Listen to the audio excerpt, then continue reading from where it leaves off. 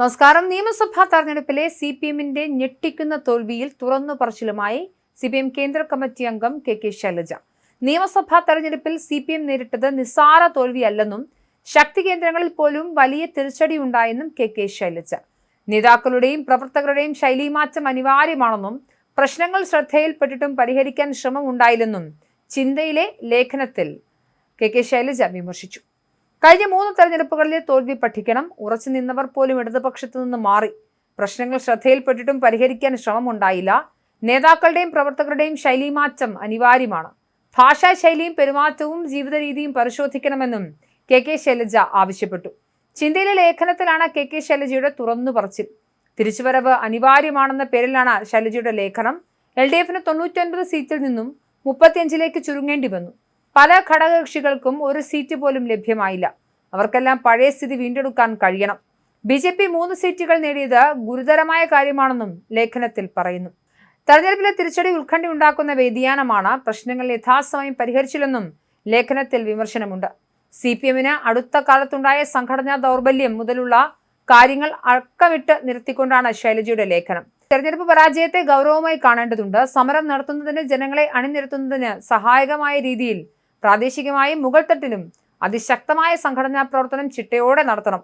Party ബ്രാഞ്ചുകൾ, local കമ്മിറ്റികൾ തുടങ്ങിയവയുടെ പ്രവർത്തനം അല്പം പിന്നാക്കാവസ്ഥയിലായിട്ടുണ്ട്. വർഗസമരത്തിലുള്ള ഊന്നലും അതിനെ പ്രോത്സാഹിപ്പിക്കുന്ന സംഘടനാ ചിട്ടയും ഉണ്ടാക്കിയെടുക്കേണ്ടതുണ്ടെന്നും അവർ ചൂണ്ടിക്കാട്ടി. പ്രവർത്തകരുടെയും നേതാക്കളുടെയും എല്ലാം പെരുമാറ്റവും ഭാഷാശൈലിയും ജീവിത രീതിയും പരിശോധിക്കുകയും തെറ്റുകൾ സംഭവിച്ചെങ്കിൽ തിരുത്തുകയും വേണം. ഇടതുപക്ഷത്തിന്റെ ശക്തി കേന്ദ്രങ്ങളിൽ ഉണ്ടായ വോട്ട് ചോർച്ച പരിശോധിക്കണം. തെറ്റിദ്ധാരണകളുടെ പുറത്ത് ചിലർ ഇടതുപക്ഷത്തിൽ നിന്നും മാറിയിട്ടുണ്ട്. ഇത്തരം ആളുകളെ തിരികെ കൊണ്ടുവരാൻ സാധിക്കണം. CPM പ്രമുഖരായ ചിലർ പാർട്ടി വിട്ടുപോവുകയും UDF-മായി ചേർന്ന് മത്സരിക്കുകയും വിജയിക്കുകയും ചെയ്തു.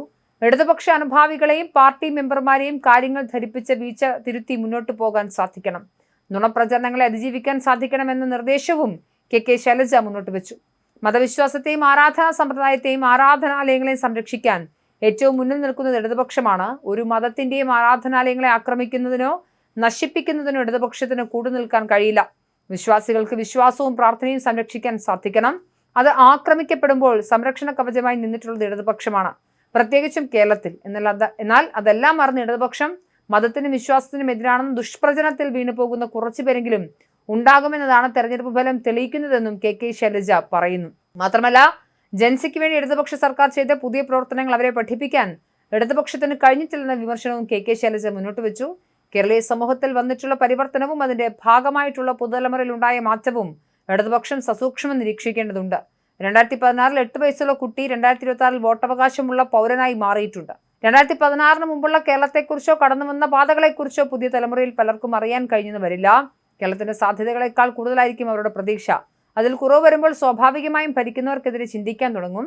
ഇതുവരെ ഉണ്ടാക്കിയിട്ടുള്ള നേട്ടങ്ങളും കേരളത്തിലെ ജൻസിക്ക് വേണ്ടി ഇടതുപക്ഷ സർക്കാർ ചെയ്ത പുതിയ പ്രവർത്തനങ്ങളും അവരെ പഠിപ്പിക്കാൻ ഇടതുപക്ഷത്തിന് കഴിഞ്ഞില്ല. മാധ്യമരംഗത്തും സാമൂഹിക മാധ്യമങ്ങളിലും ഒക്കെ ഉണ്ടായ പുതിയ മാറ്റങ്ങൾ ഉൾക്കൊണ്ട് ജൻസിയുടെ ഭാഷയിൽ അവരെ സമീപിക്കാൻ ഇടതുപക്ഷത്തിന് വേണ്ടത്ര കഴിഞ്ഞില്ലെന്നും കെ ശൈലജ വിമർശിച്ചു.